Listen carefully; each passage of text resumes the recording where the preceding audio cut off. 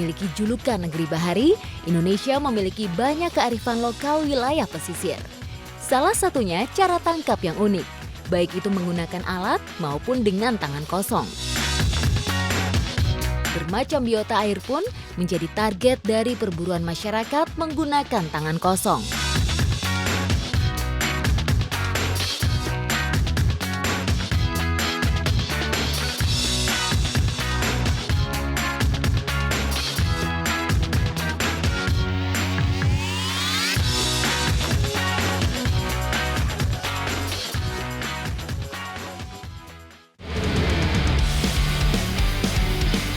Bertualang menjelajah alam Provinsi Aceh tak lengkap rasanya jika belum menemui yang khas dari daerah ini. Selain menikmati keindahan Laut Matanurung, hari ini saya juga mau cari salah satu sumber protein, udang kipas. Ikuti jejak saya, jejak petualang. Binatang yang kami cari hidup di perairan laut dengan kedalaman lebih dari 5 meter. Udang kipas atau Tenus orientalis hidup menempel di karang atau bersembunyi di balik pasir. Sama seperti kepiting, biota laut ini juga memiliki cangkang yang keras. Karapasnya cukup kuat untuk melindunginya dari serangan predator. Meski sepintas menyerupai lobster, udang kipas bukanlah dari keluarga lobster karena binatang ini tak memiliki capit. Ini dia yang namanya udang kipas. Tadi saya sama Afid berhasil nemuinnya di karang-karang. Jadi dia ngumpet di bagian bawah karang. Dan cukup sulit, harus hati-hati. Jadi harus jeli juga ngeliatnya supaya bisa nangkep yang namanya udang kipas ini.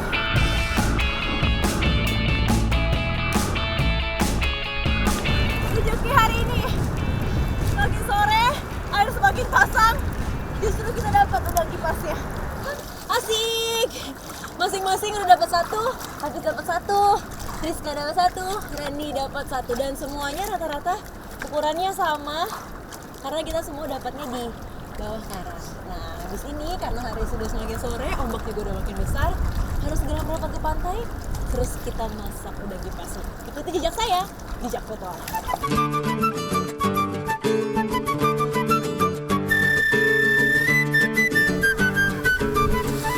Kita sudah kembali ke pinggir pantai, udah siap pengen masak kuliner yang enak banget hari ini. Namanya sup udang kipas batok kelapa. Ikuti jejak saya, jejak petualang.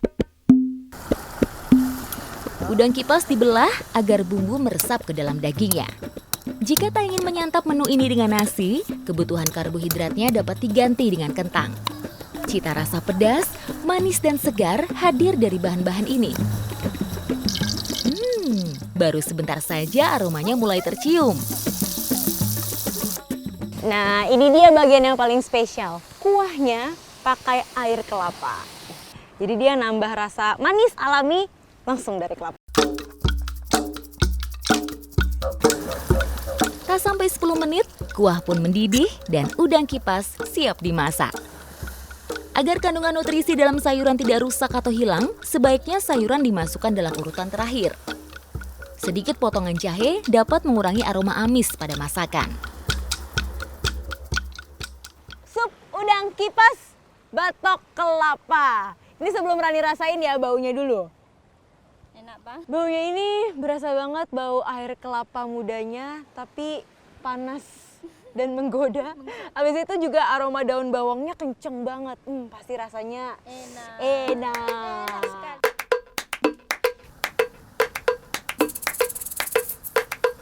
Ini adalah seafood terenak yang pernah saya makan. Jadi daging udang kipasnya ini bener-bener manis. Terus tadi kita kan rebusnya cukup lama ya pakai air kelapa. Ada rasa air kelapanya juga kental banget di sini. Rasa kuahnya juga kecampur sama daging kelapanya. Jadi apa ya? Rasanya sempurna.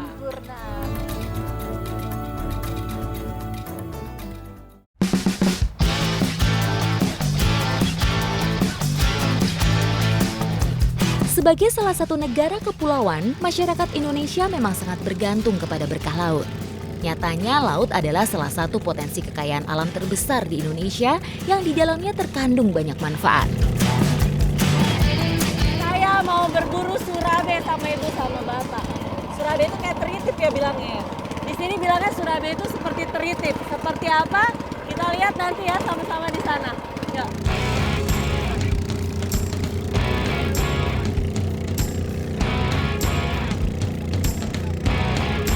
Kandas dan pas sampai lokasi. Ih, ini dia semua.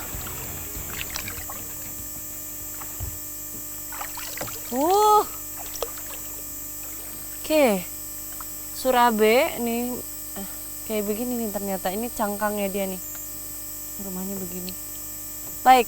Nah itu begitu kita turun tadi Mama Ning Pak Haji bilang harus pakai sepatu ya, tajam. Baik, mari kita cari.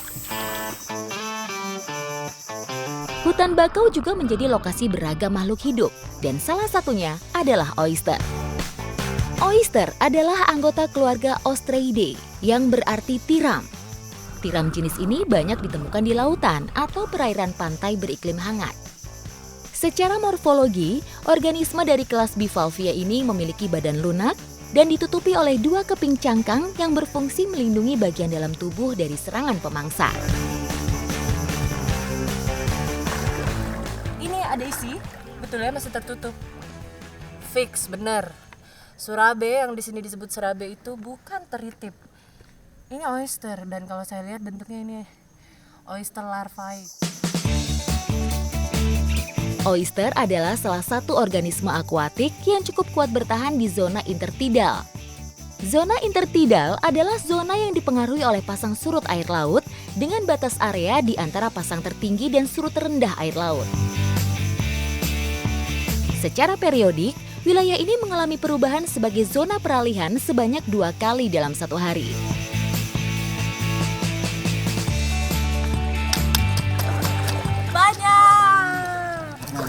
Dapat lagi.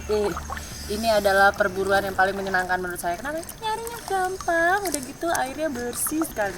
Yuk, sudah dingin. Mari, sudah cukup ini Surabayanya? Mari kita masak.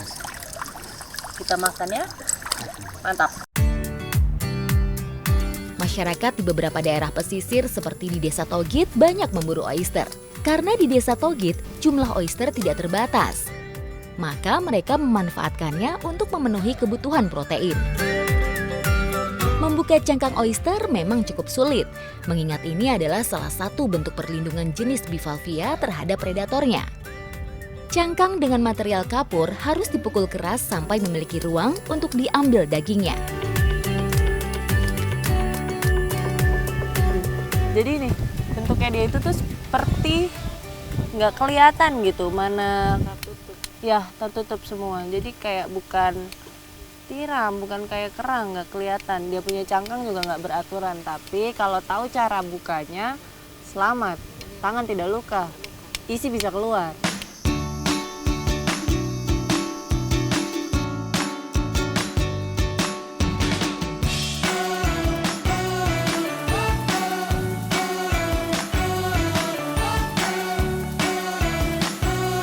Selain memiliki rasa yang enak dan lezat, bagi para pecinta makanan laut, oyster juga memiliki berbagai manfaat. Oyster memiliki banyak nutrisi penting bagi kesehatan karena mengandung beragam mineral penting seperti zinc, zat besi, kalsium, namun juga rendah lemak dan kalori. Selain itu, oyster juga dapat meningkatkan kesuburan pada wanita, meningkatkan kekebalan tubuh, dan baik bagi kesehatan jantung. Untung makannya pakai pisang. Kalau tadi cuma nyicipin si Surabayanya doang, nggak kuat. Nah ini pisangnya netralisir rasa pedesnya. Rasanya sendiri kalau misalnya susah ngebayangin Surabaya itu teritip itu rasanya seperti apa? Seperti kerang hijau ditumis persis sama seperti itu. Bumbu-bumbunya dominan, mantep kalau buat yang suka pedas. Nah.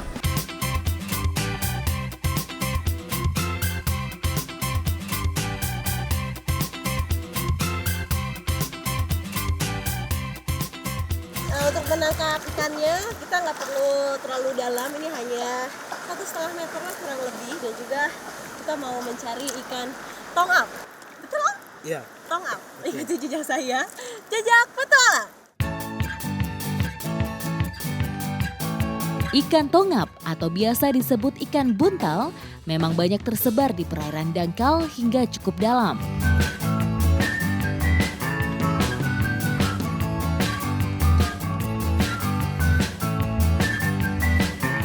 Ikan tongap ini termasuk keluarga Diodontidae yang hidup menyendiri alias soliter. Jadi harus teliti untuk mencari keberadaannya.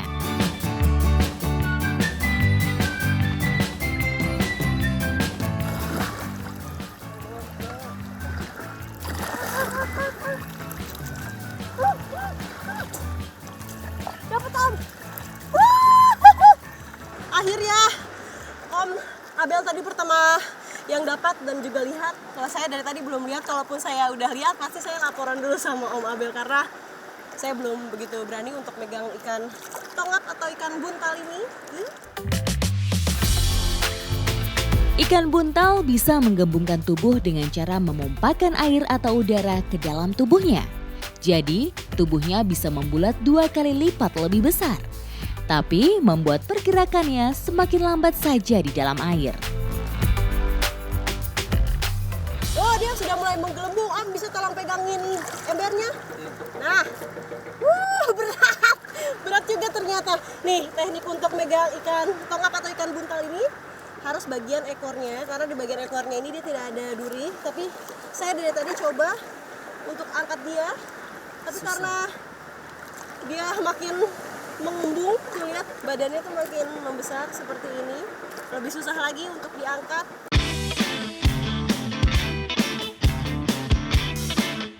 Ikan buntal sangat jarang dicari. Karena ikan ini memiliki racun tetrodotoksin pada hati, ovarium, dan kulit yang dapat membuat korban tidak bisa bernafas. Untuk masyarakat di Alor punya teknik sendiri untuk manfaatin ikan tongap atau ikan buntal ini sebagai obat. Nah, mau tahu seperti apa?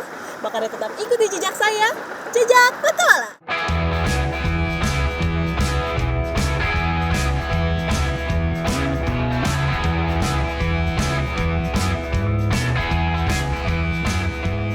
Untuk mengolah ikan buntal ini menjadi obat, sebenarnya prosesnya cukup panjang. Pertama kita harus menguliti bagian ikannya yang diambil hanya bagian kulitnya saja, terus dikeringkan selama beberapa hari seperti yang saya pegang sekarang. Ini sudah dikeringkan selama beberapa hari sampai benar-benar kering dan sudah diambil kulitnya saja. Proses penjemuran selama beberapa hari dapat menghilangkan racun di dalam kulit ikan buntal. Tidak menunggu waktu lama ternyata untuk bakar bagian kulit ikan buntalnya. Hanya sampai benar-benar seluruh kulitnya itu berubah menjadi hitam dan agak sedikit gosong. Selanjutnya, kulit ikan tongap akan ditumbuk hingga halus.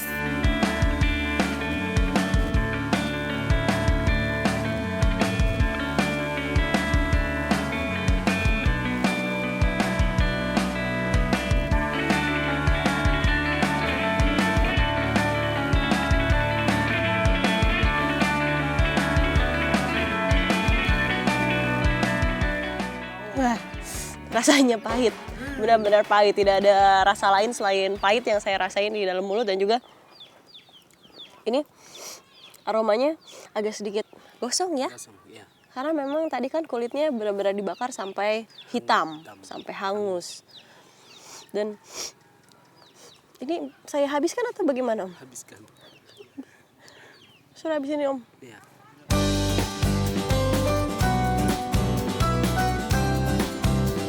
Kulit ikan mengandung banyak kolagen, omega 3, protein, dan lecitin. Kandungan omega 3 dan lecitin ini sangat baik untuk anti radang sendi dan kesehatan tubuh lainnya.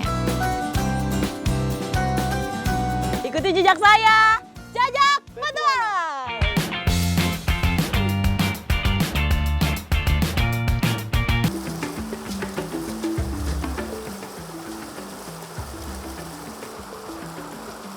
Kualitas air tawar di lereng selatan Gunung Kelut, Jawa Timur ini sangat baik. Tidak terlihat ada tanda-tanda erosi di bagian hulu pada sungai-sungai kecil yang jernih ini. Bagi warga desa Selumbung, sungai kecil daerah Hulingi menjadi tujuan pemburuan ikan uceng, jenis ikan perairan tawar yang banyak terdapat di sungai pegunungan.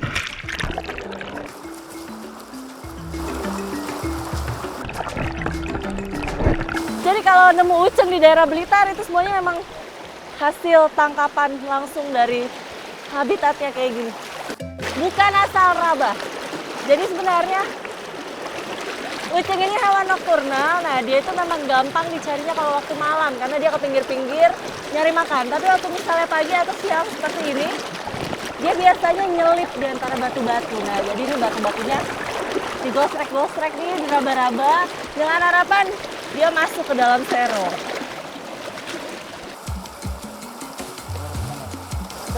Ikan uceng sangat sulit dibudidayakan sebab terbiasa hidup di habitat yang sulit dibuat tiruannya.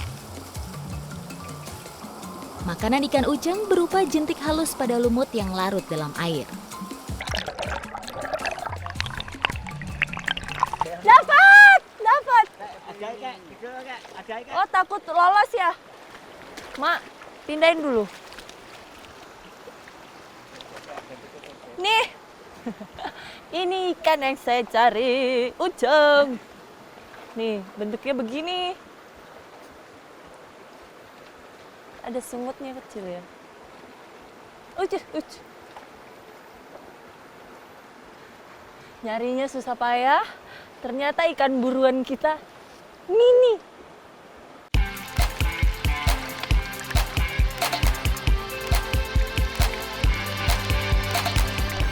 Wah. Banyak. Sini. Ucengnya banyak.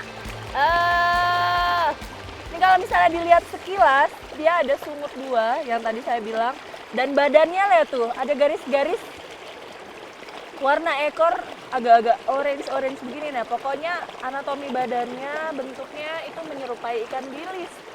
Tapi mereka dari family yang berbeda. Nah, ini uceng ini sendiri ada familinya 450. Susah ngingetnya. Tapi yang pasti di Jawa sendiri pemanfaatannya di Blitar ini, pemanfaatan uceng ini luar biasa.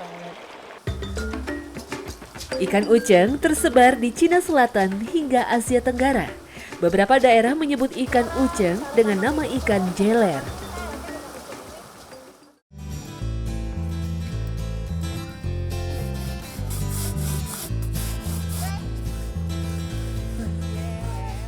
Jadi, kalau misalnya di Jawa Timur ini dari daerah Blitar, Belingi, Tulung Agung, uceng ini udah jadi makanan yang paling populer di sini. Jadi sepanjang jalan kita akan lihat uceng.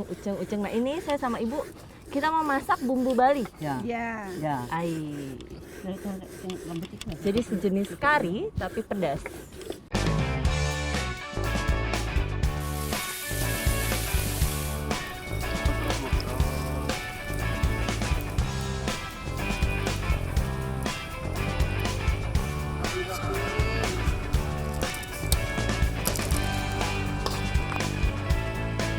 Tapi ini aja udah luar biasa banget nih.